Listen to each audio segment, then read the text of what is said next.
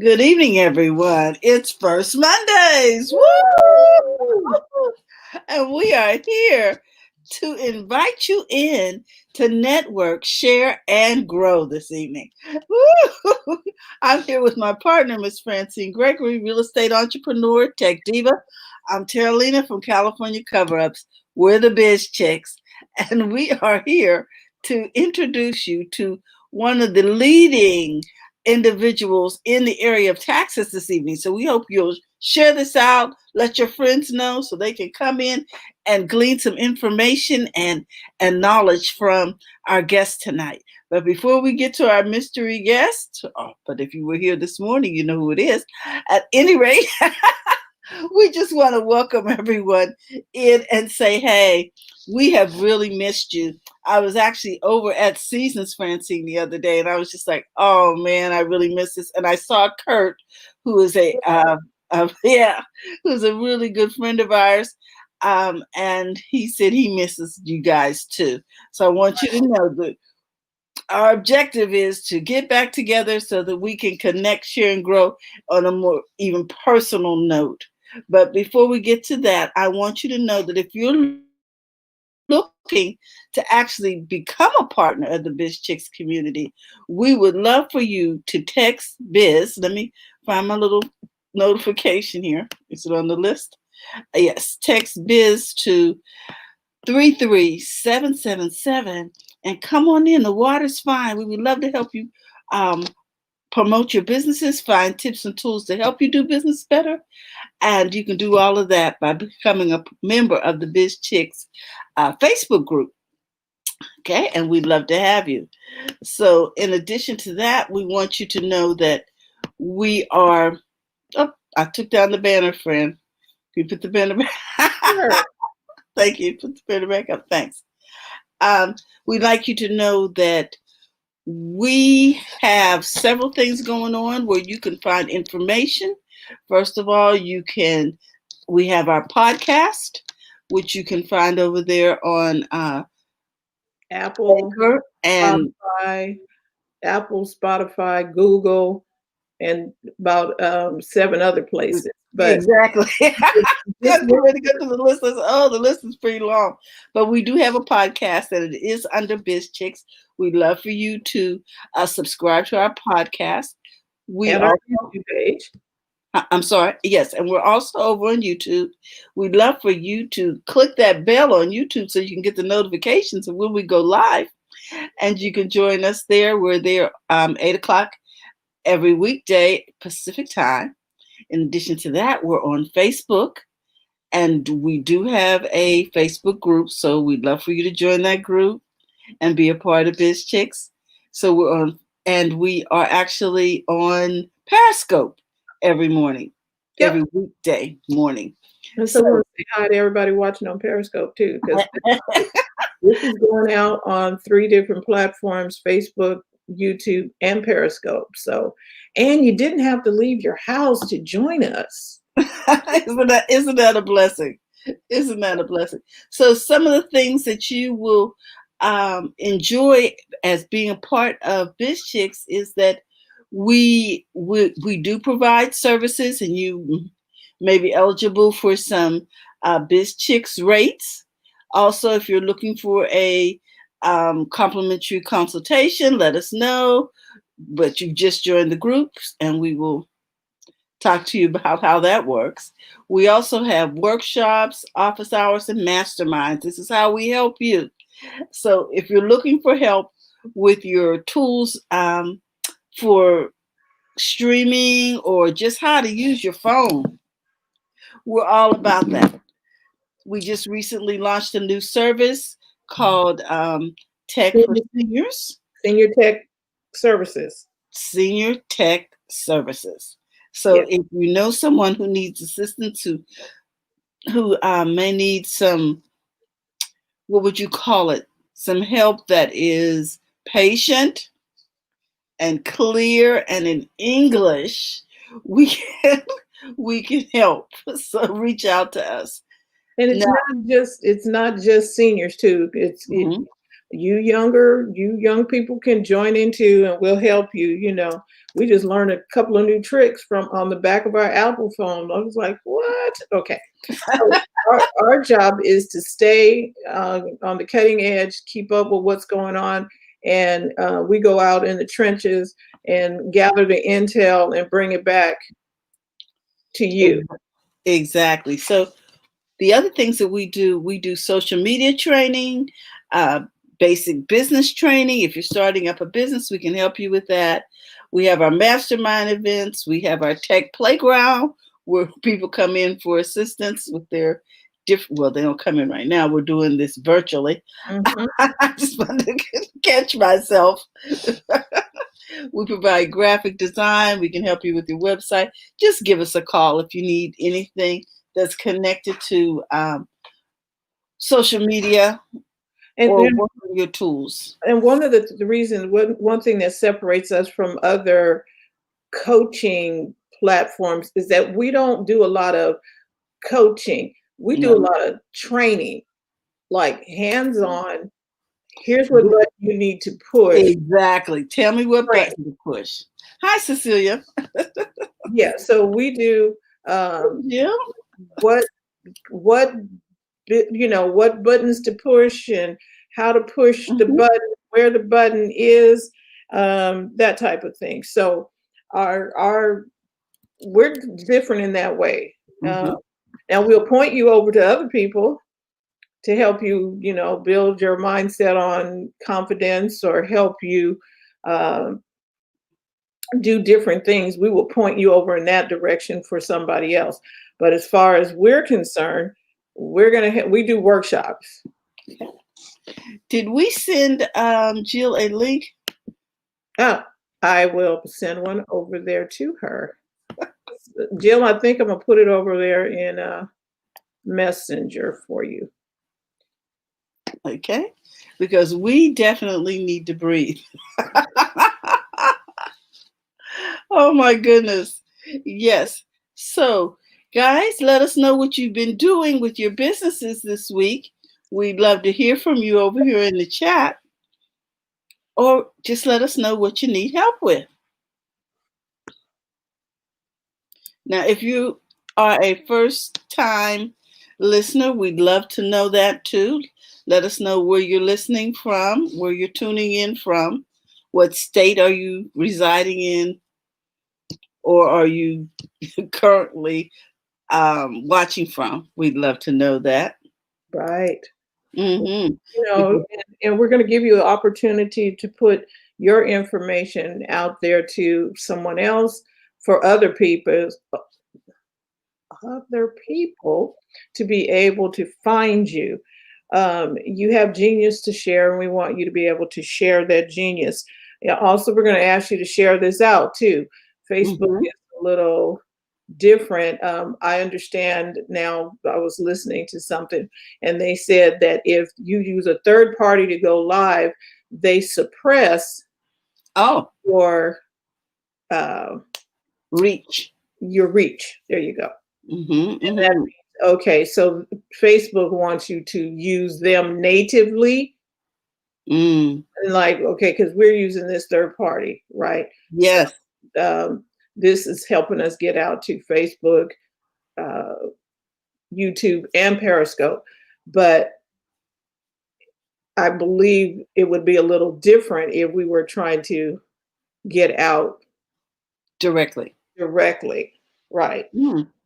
Okay, because it's proprietary. Interesting. Very. Okay. So Mm. So once they get the knowledge, then they want to keep you in the house. Okay. Well, we have. Um, I'm gonna have Jill come in and go ahead and she said we'll breathe and do a little compassion work. So let's bring in Jill from Breathing Space. Hi, Claudia. How you doing? It's so Claudia. glad you're watching us. She's glad to work. She just got back from Dallas. Welcome home, and she's glad to work locally and nationally. Good job. Wow. Right. Okay. My daughter's in the Dallas area. Mhm. So I am going to check on our guests, and Hi, Jill Jill. help us breathe. Okay. So, Jill, we want to thank you.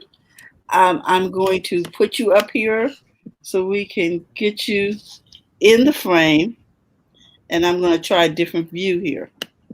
Let's see. Let's try this view right here. See how that goes.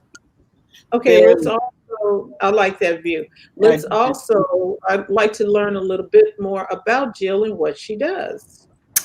Thank you, ladies. Always good to see you and be here, even if it's online versus at Seasons. I miss that as well. The curious thing for me, because a lot of what I do, and I'll explain that, I wasn't sure at the beginning of COVID that if all of it would translate well through Zoom, through online. And for what I do is I help people calm their chaos. I offer meditation and mindfulness. And so this has really been a good time to know that mindfulness works anywhere, anytime, when you need it. Thank God. So my preference is to see you all in person, to give out hugs, to sit and chat, but BizChicks has made that easy to do online.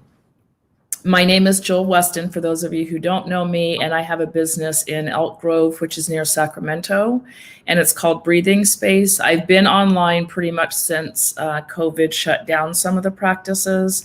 So I offer really easy and accessible ways to learn to calm your chaos.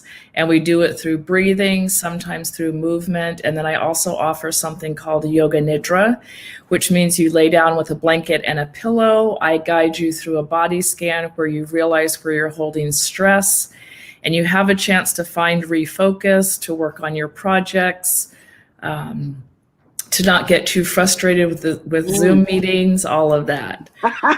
So that's a little bit about what I do. And the BizChicks actually were, you were my first step in helping me to record audio meditations. And I will put a link in there. I am happy to say I am on Insight Timer, which is a huge app. It's the #1 app for anxiety and free app for anxiety and stress meditations. Mhm. And I have an interview with them on Wednesday to do live sessions with them.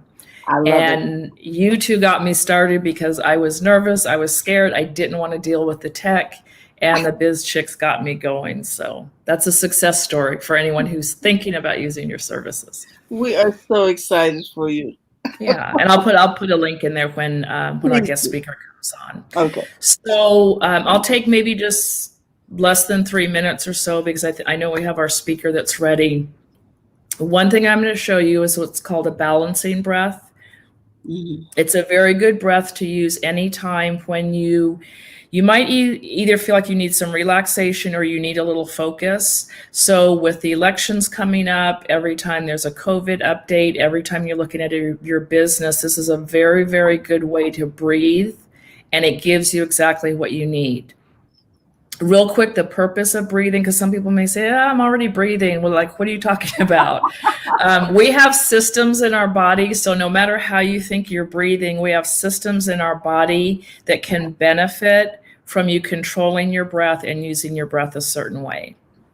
So the first one is a balancing breath. You're just going to inhale to a count of 4 through your nose, and then exhale out through your nose as well. And this literally tells your body to just settle in, settle down, and to see what you need.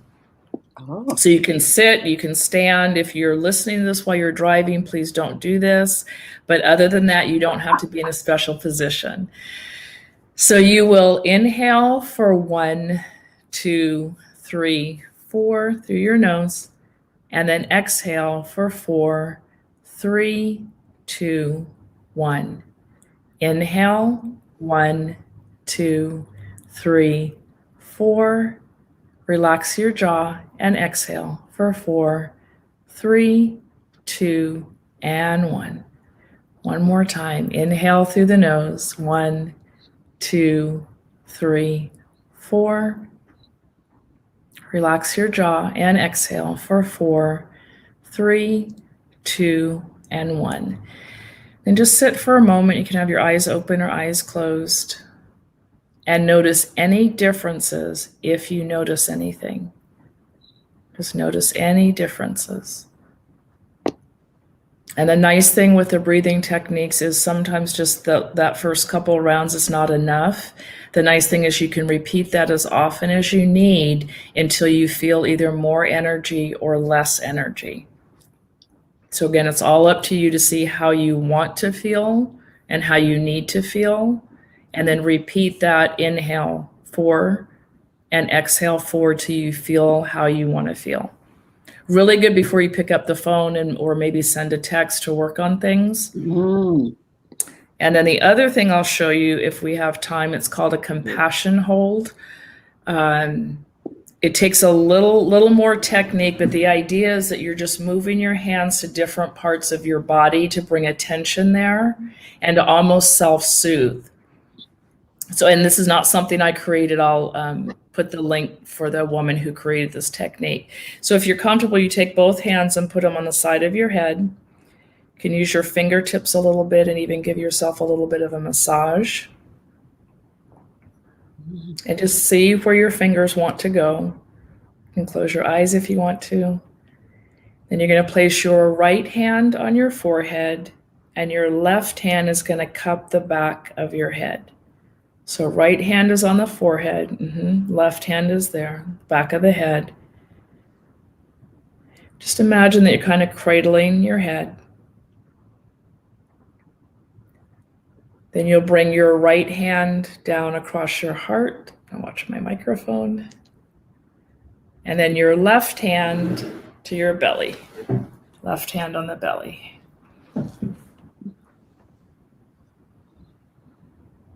Let's see how that feels. You can notice your breath if you need to. And then take your right hand back behind your head one more time.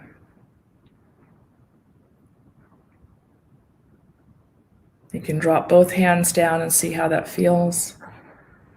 Again, that was a little quick, but you can repeat that sequence and just anywhere where your hands feel good. Sometimes this feels really good to me because it feels like I'm just, like I've got myself, my thoughts are all crazy and then my hand goes here and it just feels like, I have myself. A lot of times it feels good if you drop your hand across your heart, that will feel good. So the idea is our hands are intuitive. They know what we want to do. A lot of times when you ask somebody, how are you feeling? They'll say, oh, I think I'm okay, but their hands are going where they want them. Or when there's excitement, somebody will say, oh, thank you so much. So use your hands in combination with that breath to kind of self-soothe and to literally calm yourself down. And that's how I help people create breathing space. Oh, my goodness. Jill, it is always a blessing to have you come through. And Thank right you. now, if ever we needed to breathe, we have to admit it is now. Yes. And so much is coming up. The holidays, different things are coming up. We just really need your services. So if you could put your information in the chat, and while she's doing that, I want to suggest that if you have an event coming up, like Thanksgiving or Christmas, where your people can't get together, maybe what you could do is just have a moment on that day or that week to come together and have Jill just teach everybody how to just breathe. Yes. So the conversation is about relaxing and not about all of the chaos. Just absolutely have a calm your chaos moment and invite some friends. And the nice thing too is you're always welcome to call me. I do those types of events. It's really easy with Zoom. And then with the new app, you can have 24/7 access. So you can literally gather up friends or family in COVID style, Exactly. turn the app on and listen together. And I know people have started doing listening parties with my offerings on there. So even though, again, people are in different places, they'll agree that maybe from 6 to 6:15, they'll sit down together and listen to the sessions on the app. So that's an option as well. That's beautiful. Yes. And I will put that in the Facebook chat. Oh, no, I'll put it in the comments here and then also in Facebook. Okay. Sounds like a plan. We really appreciate you. I see that Lakeisha has joined us. I always want to give a shout out to Lakeisha. Lakeisha, I need some product. Give me a call. she is our resident beauty from LA. So thank you again so much, You're Jill. welcome. We needed these moments. Oh, and look, Lakeisha's talking to you, Jill. She says that would be great to have on Zoom. I'll message you, but if I forget, please reach out. I will, Lakeisha. Thank you. Okay. All right. I think it's just a she said I called you. Yes. I think she called you Tara Leader. Lakeisha says, laugh out loud. We know you know she's Jill. Okay. I do. So we look forward to that, and we just want to thank you again for taking time to come in and talk to the Biz Chicks. We all know you and we all love you, and we trust you, because we were talking about trust this morning on the show. And because we trust you, we're not scared to close our eyes. That's right. That's right. Okay. So thank you again, Jill. Thank you. Mm-hmm. Bye-bye.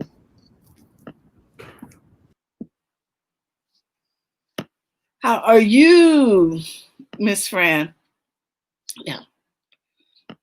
Be sure to look out for Jill's information. It'll be coming over on the chat so that you can reach out to her. I feel so much more relaxed already. I was like, oh. I'm just like, oh my goodness.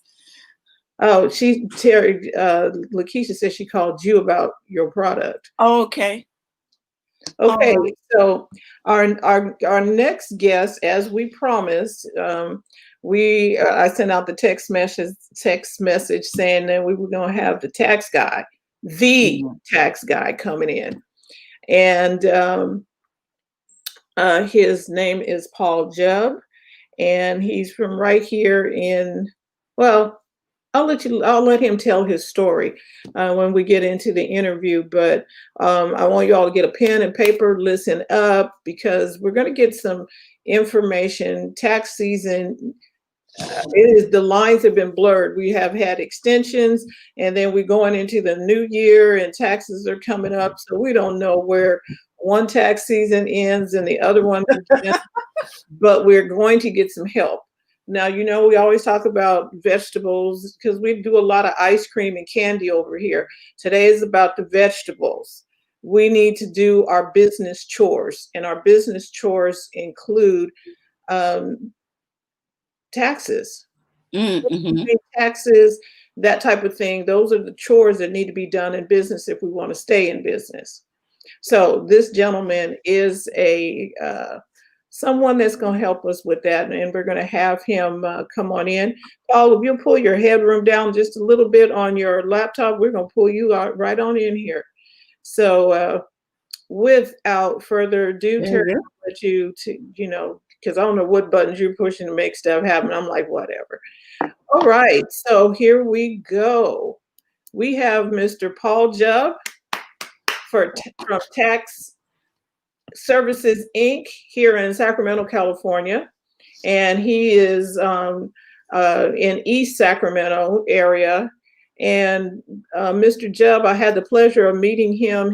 I was introduced to him by one of our biz chicks, Terrell Ballard Mitchell, told me about him, and I think Robin Simizu also knows him. And so we're like, oh, he's family. He is family. All right. So, Paul, how are you today? I'm very well. How are you? Good. So, so tell us the story of how you got started doing taxes. Okay, that's a very, very long story. Well, give us the abridged version. A brief version. Yes. I started in 1967 when I went to work for an international accounting firm, and they moved me from Phoenix, Arizona to Sacramento. That's how I got here. Then I worked for them for several years, 3-4 years, and then I went to work as a controller of a construction company.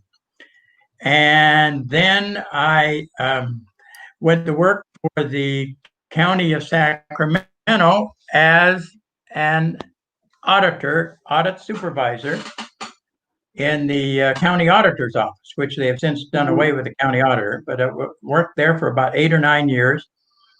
And then I ran into an ethical problem. I left the county.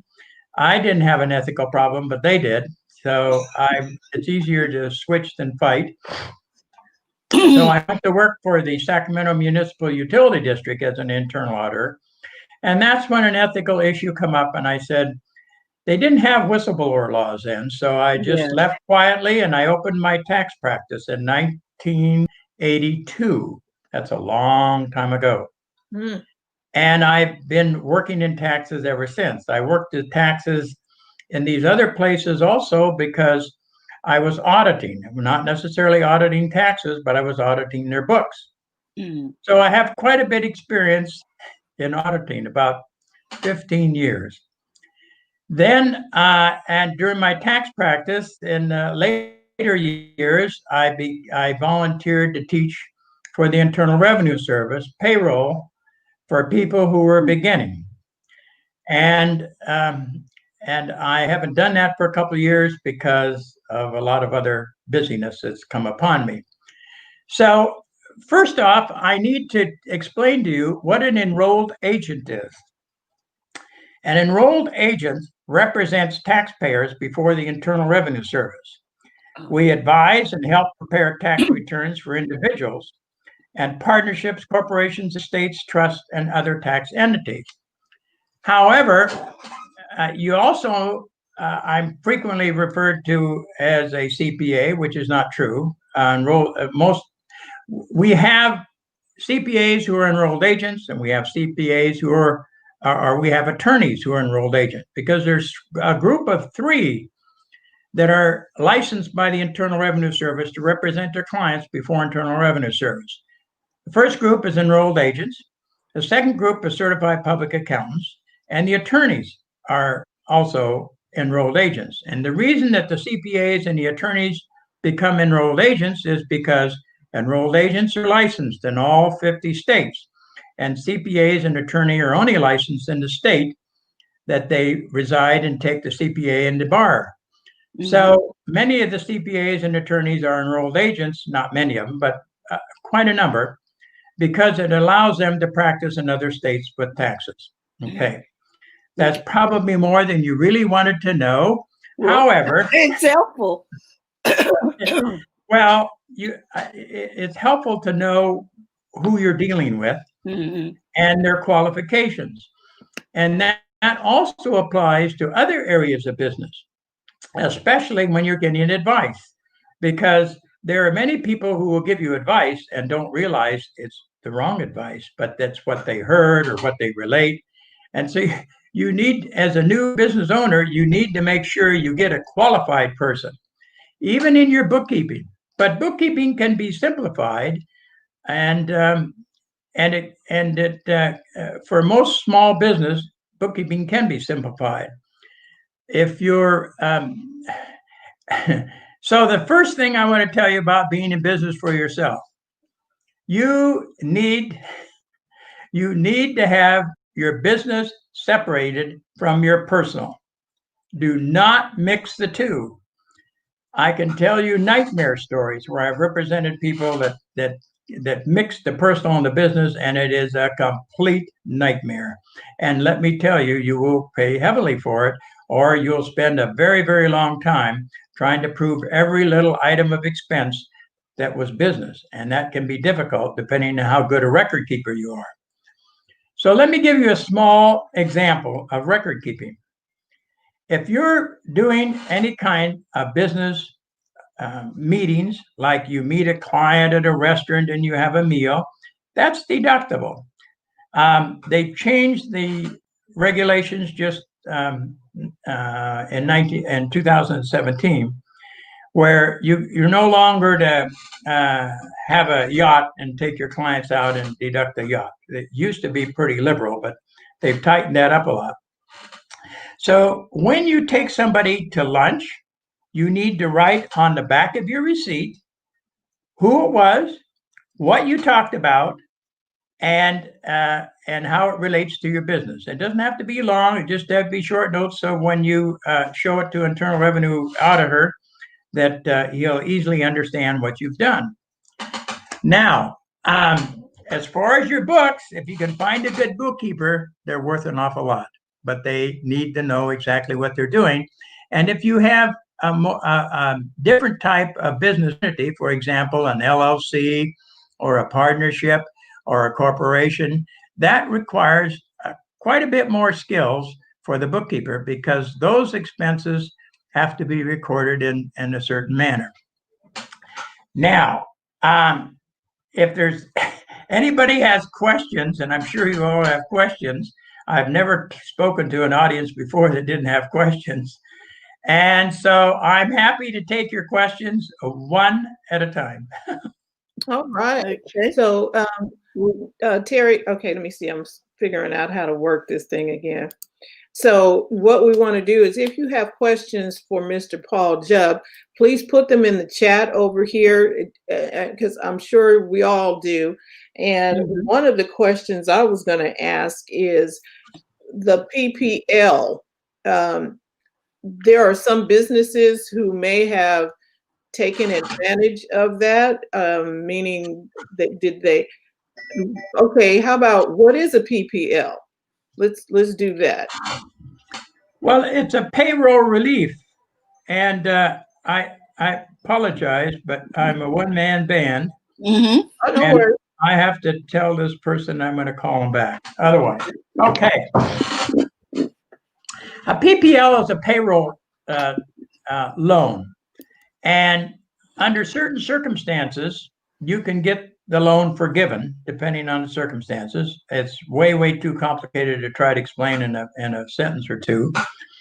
But you need to find somebody who's very familiar with PPL loans. Now, IRS promulgated the idea that you can go online, you can find out what they are, you can apply for them, but you have to apply for them through a bank. And I can't begin to tell you all the regulations, because it just came out a few months ago, and that requires a special expertise. And there's still a lot of questions, because I read my other professionals online that have groups like this that talk to each other and have questions. So it's not an easy thing to explain right over the air. Okay, so we have a question here from Lakeisha. So to follow that up, if you have something to talk about with regard to a PPL, you're going to need to seek. I heard that you're going to need to apply for that through a bank. Yes. Okay. Call your local bank and ask them if they can help you with the PPL. Okay. Because it's a loan, and then under certain circumstances, you can get it forgiven. Okay, great.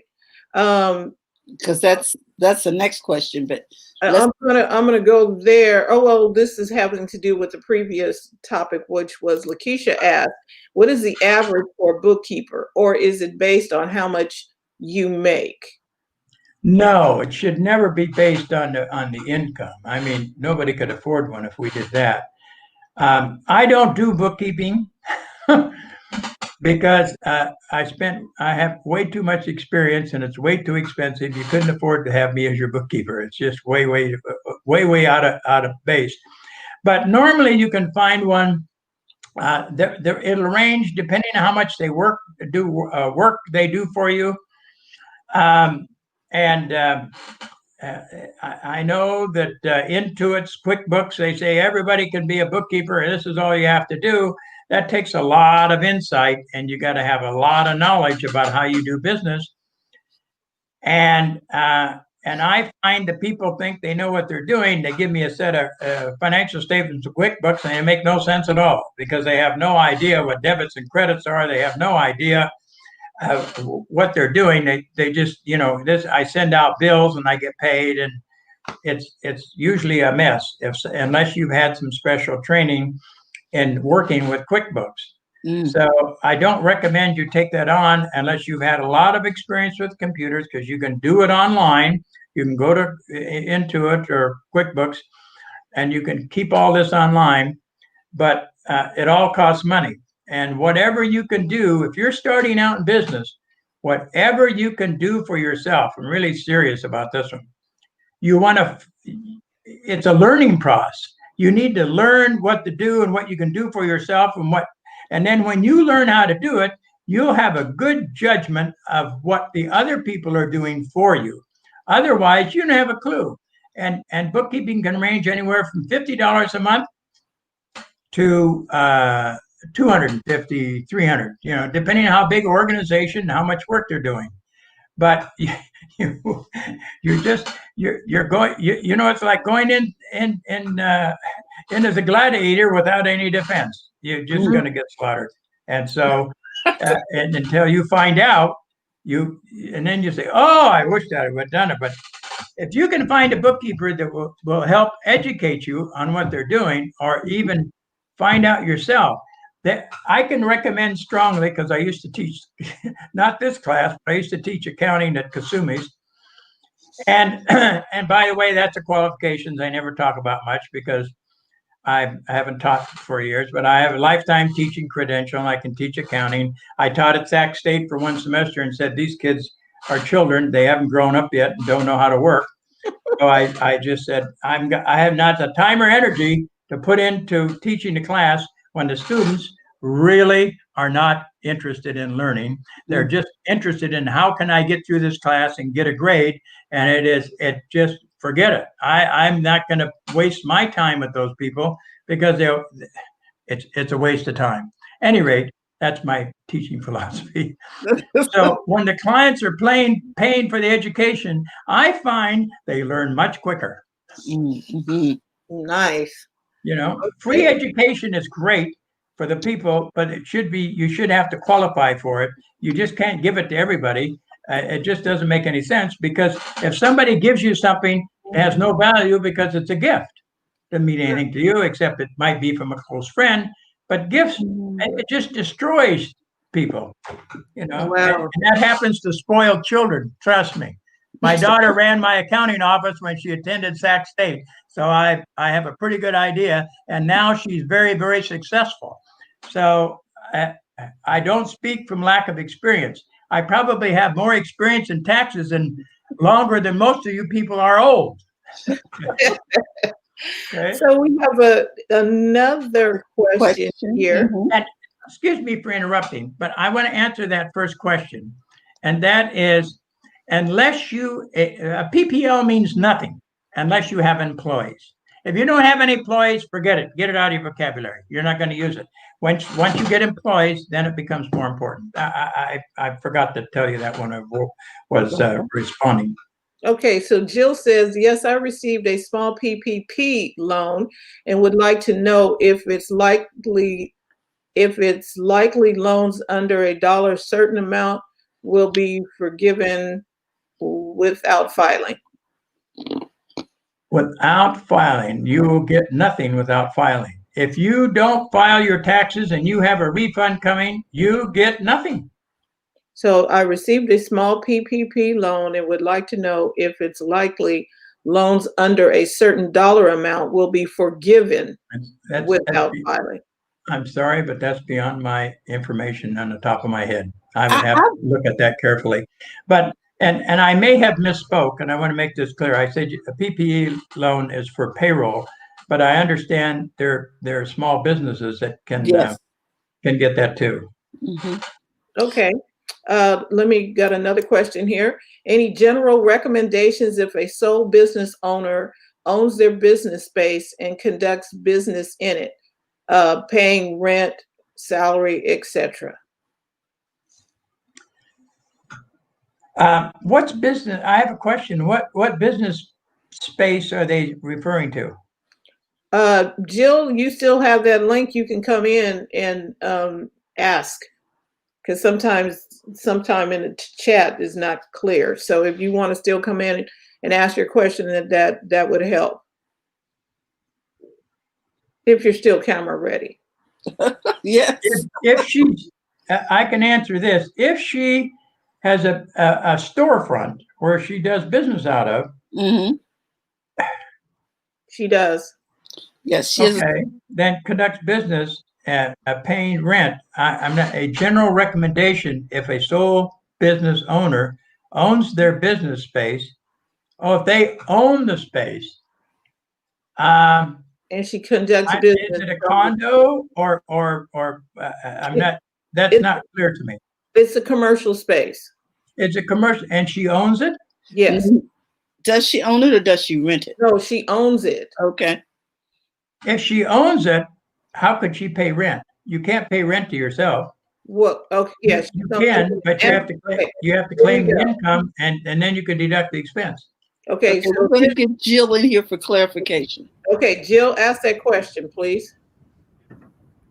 Hi, Jill. Hi there. Yes, that's the question. I mean, I do have a tax person, but I'm always interested in talking to other people. So I own a very small business condo. It's owned in my LLC, and then I operate out of it as a sole proprietor.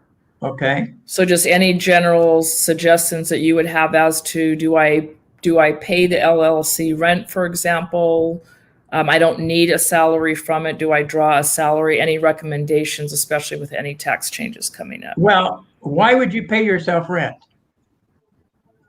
That's the question I have. Is that a recommendation? I run classes in there, and if say that Terralina were to come in. Mm-hmm.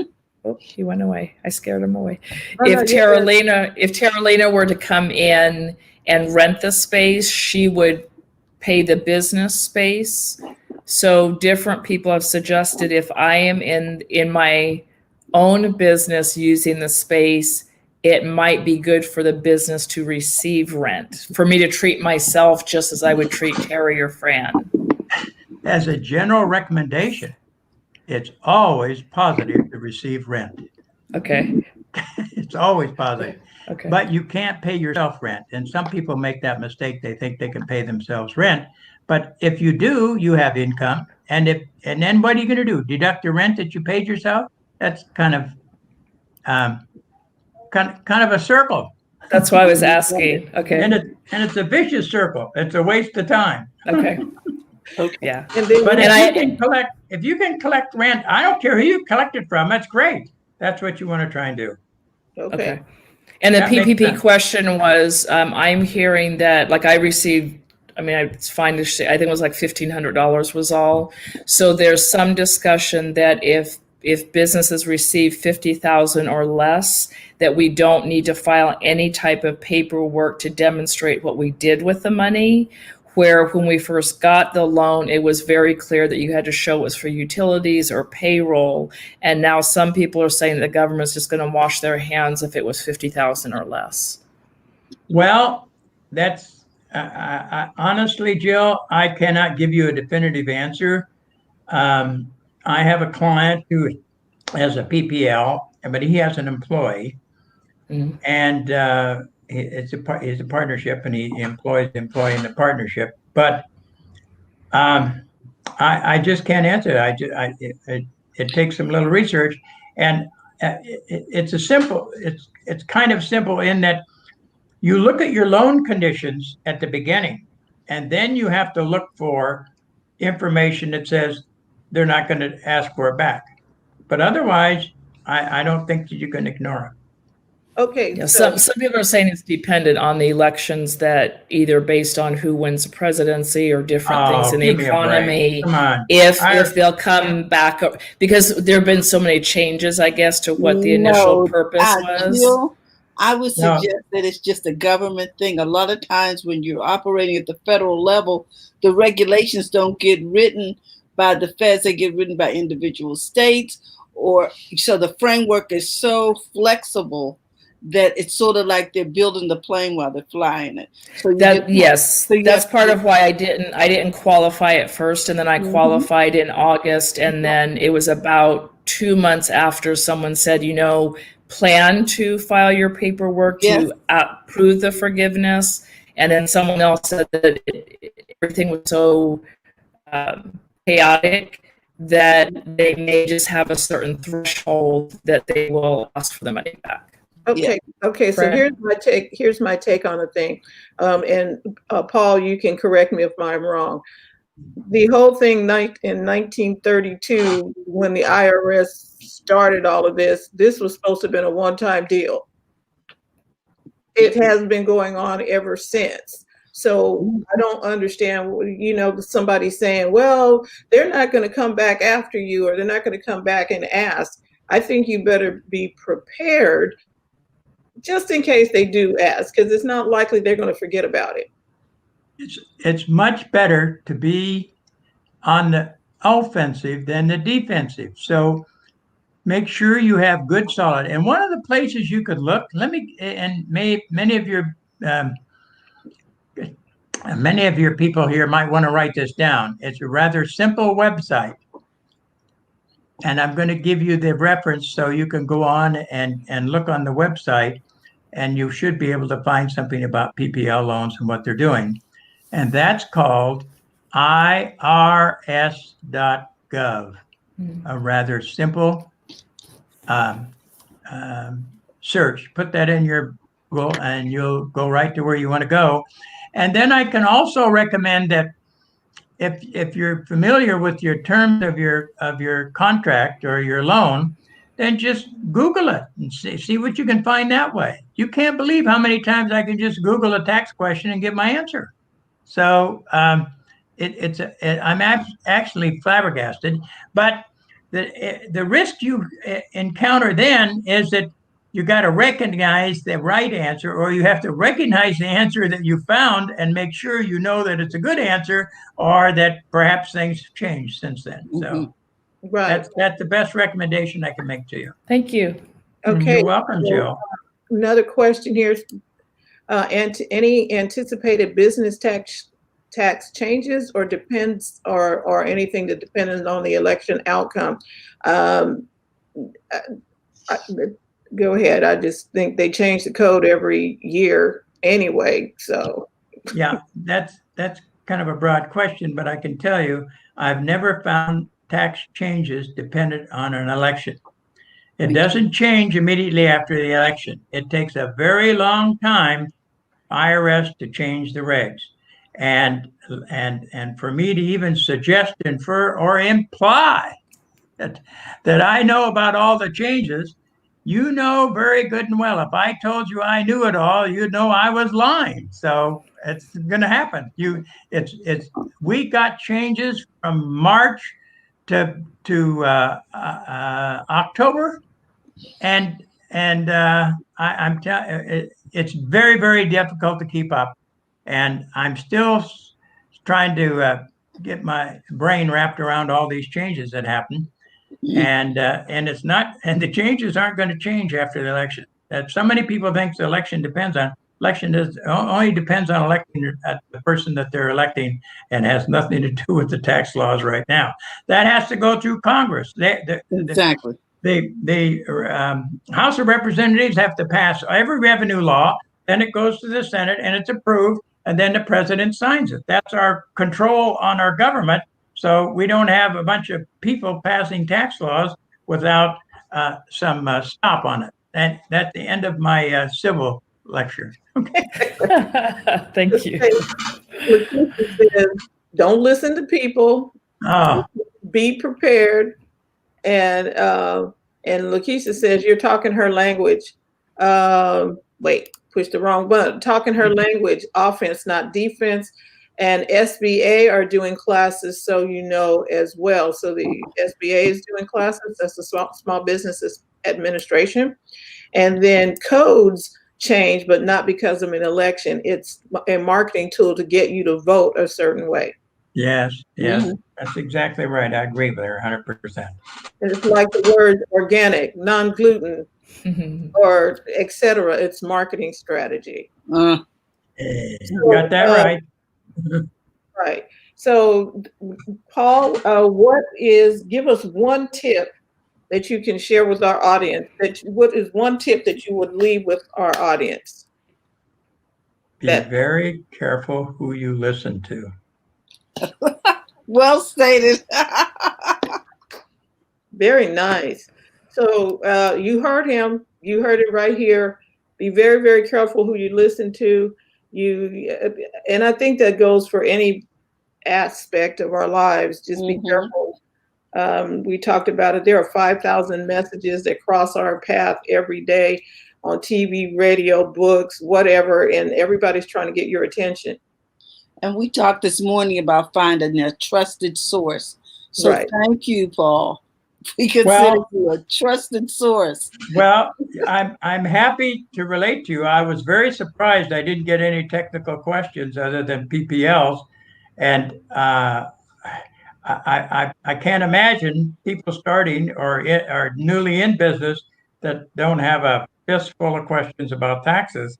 So I think when I leave you, I want to leave you with this extremely important point, and that is, please make sure your records are straight. Now, they, as far as your personal tax return, they did away with all that, or did away with a lot of it, so the IRS didn't have to audit people every year. But when it comes to business, that's a different story. They audit a lot more business, and nobody knows why they audit. If anybody tells you they know why IRS audits, it's a fallacy, because nobody, even in the Internal Revenue Service, they don't know. I have friends that work there and colleagues that are retired from there. Believe me, nobody knows. They split that information up of what causes audits into a number of small groups, so nobody sees the whole picture. Only top management sees it. So the one very strong piece of advice I can give you in business is make sure you have good record keeping. If you have good record keeping, you don't have to worry about an audit. You don't have to worry about what's going to happen, because you'll always be prepared. The last thing is, many people don't realize that IRS has a statute of limitations, which means 3 years after the date you file your return, they will no longer audit that year. Now, they can audit the next year and go back 3 years, but they can't audit that year. And so the state statute is 4 years. So 4 years after you file your state. And if you never file a return, the statute never expires. I've had IRS contact the client and ask for their return 10 years old. Say, we never got your return. Then we have to send them a copy of what they got in the first place and say, I'd like my refund, please, with interest. End of story. Wow. All right. I learned a lot today. How about you all? Yes, that was a mouthful right there, Paul. Right, because that's deep right there. So here's the thing. If the recap is have good bookkeeping. Okay, and here's the other thing. DIY is not the way to go. The do-it-yourself stuff, because things have gotten too complicated where you can do it yourself. I have what is this little book I keep talking about? This. For record keeping. It's right there. Mm-hmm. Yeah. Okay. The Dome bookkeeping. I think we need to hire a bookkeeper, because do you really have time to do it between your marketing of the business, taking care of your clients, following up on your clients? You can't do business by yourself. But may I comment on that? Mm-hmm. Sure. When you're starting out in business, I'm not sure you can afford a bookkeeper. So you can do a lot of it yourself without, for example, you dump a bunch of bank statements and say, these are all my expenses, but you still have to go through each one and say, what was it for? Early in my career, when my flight instructor had a tax preparer, and they had one number on his Schedule C, or his business. They had one number for all business expenses. Guess what? IRS says something wrong with this return, so they audit it. So then you had to go back through and give them explanations on all of it. Only you know what you've done. And so you're going to have to designate, what is this expense for? Now, a lot of them can be common, and you can go through, yeah, I know this is rent, or I know this is insurance or something like that. But you still have to identify them, because your bookkeeper doesn't do your business and they don't know what you have to communicate, and you have to give them that information. Otherwise, it's not going to get done right. You can't be too picky. I have seen more bookkeepers struggle over, what count do I put this in? And my answer to those people are, look it, it's an expense. Try to imagine how little I care what account it goes in. Okay, it got to get into expense if you want to deduct it. So I don't care what you put it in, and it isn't critical. Now, if you're categorizing every expenditure wrong, that isn't going to do much good either, because it's going to be difficult if you are looked at. So try to keep that in mind. You're still going to have to do a lion's share of the work. All the bookkeeper is going to do is record it. And I get books from people, and I just say, wow, I scratch my head. They haven't got a clue what they're going on. I can just look at the statements and tell you that they're just way out of whack. So you need guidance, but you're also going to do a big portion of it. And if you don't do it, your bookkeeper has to try to figure it out, and it isn't going to get done anywhere close. You can be close. You don't have to be that precise. They're not going to ask you. You don't have to ask them if they only got 3 nails to crucify you. You know, that's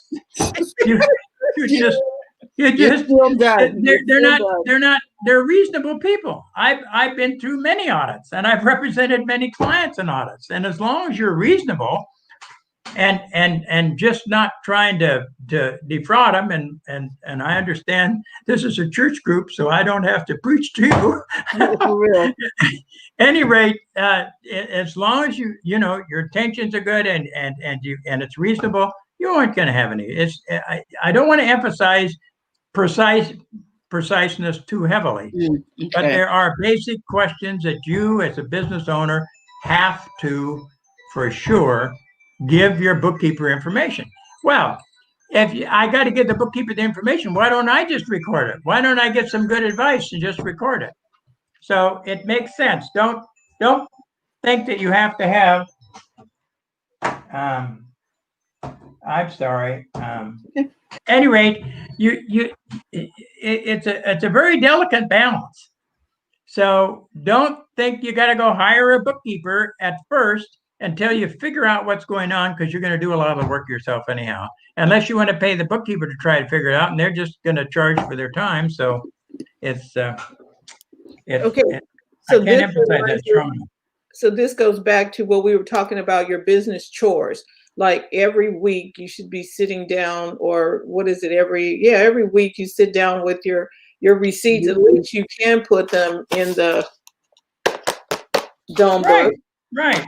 And do that part of it. And if you summarize them under a category, maybe you don't need a bookkeeper, depending on how many transactions you've got. Depends on how many checks you write. If you're not writing that many checks and they don't have that many expenses, and you can record your income. In fact, the IRS, the first thing they're going to ask you is for your bank statements. That's the first thing they ask for. They want to see. Well, when people mix personal and business, they say, looks like income to us. So you pay tax, even though maybe you put a lot of money into a business. You don't want to do that. Right. It's not good for your health. Right. Well, I have Carlos Phoenix. Carlos, you in New York, or you in Atlanta now? Right now. Anyway, Carlos from the East Coast is saying he uses Expensify. Okay. So as we're wrapping it up here today, we just want to say thank you, Paul, for sitting in and helping us make some sense of it. And when you have, what is it? Oh, you're in New York. So when you have better information, you can make better decisions. When you don't know any better, you can't do better. That's right. But now that we know that we need to sit down and do our business chores, which is, get in there. Okay, we may not like doing the laundry or the dishes or whatever, but in business, we have to get our taxes straight, our bookkeeping straight. And we now have an opportunity to do that. We appreciate you stopping in and letting us know all about this. We really do. Terry, you got anything you'd like to add? I just want to say it sounds like the more business you do, the more you'll need a bookkeeper. That's So exactly right. We're banking on the fact that you're going to need a bookkeeper because we desire to help you run a profitable business that's fun to run. Yes. And having a bookkeeper is going to take the hassle out of your hustle, because it'll make you smile in the long run, isn't it? That's right. Right. So if you got to face the IRS, I like what you said at the very beginning.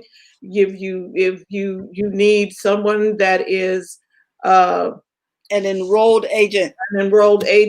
See, and that might be the question that you're gonna ask some people when are you an enrolled agent? Take anything else away from here. You need to make sure that your tax person is an enrolled agent, so in case they have to represent you. That's right. Okay, so we learned a lot today. And one last point. And one last point, that enrolled agents are a little rare, because there's only 10,000 in the state of California and 40,000 in the United States. Wow. But you can look them all up. They have the California Society of Enrolled Agents. You can go there and find one in your area, call them or whatever. And that works all over. And then if you're not in California, you can always go to the National Association of Enrolled Agents and look up an enrolled agent in your area. Thank you, Paul. Okay. Thank you so much for taking the time out of your busy evening. And we're going to have you come back on again to give us a little bit more advice on something, and we'll pick a topic. So this was just kind of general. So we want to say thank you. We look forward to the next time. Next first Monday, Lakeisha, I think you're going to be up. It's December. We need to get ready for Christmas. So thank you, everybody, for watching live on the replay. Carlos, all the way from New York, Lakeisha, everybody who's here. Thank you, Jill, so much for helping us breathe in these times. Those who are watching over on YouTube and Facebook, thank you, and Periscope. We will see you next time. Terry. Yes, we want to remind you to go to the front of your own line. Thank you again, Paul, and everyone who tuned in tonight. Fran, we'll see you. And tomorrow is Tuesday, so we'll be talking with Terry Johnson online, all the way from New York City, about social media. With that, we'll see you soon. Bye-bye. Good night.